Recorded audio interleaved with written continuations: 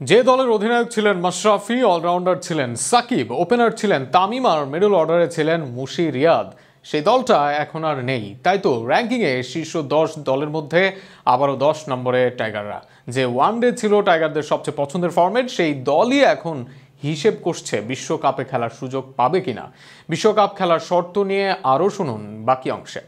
মাত্র 2 মাসের ব্যবধানে আবারও র্যাঙ্কিংয়ের শীর্ষ 10-এর তলানিতে গেছে বাংলাদেশ ওয়ানডে দল।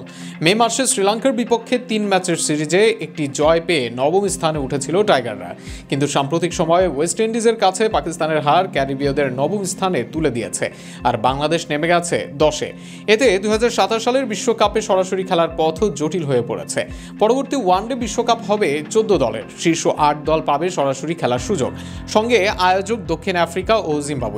বর্তমানে দক্ষিণ আফ্রিকা আছে 6 নম্বরে, তাই তারা সেরা 8-এ থাকলে নবম স্থানেও বিশ্বকাপে যাওয়া সম্ভব হবে। কিন্তু বাংলাদেশ যদি বর্তমান অবস্থা ধরে রাখতে না পারে, তাহলে বাছাই পর্ব খেলতে হবে।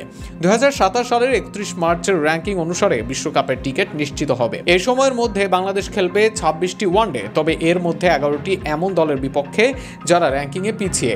এসব ম্যাচে জয় পেলে র্যাঙ্কিংয়ে উন্নতি হবে সামান্য, কিন্তু হারলে ক্ষতি হবে বড়।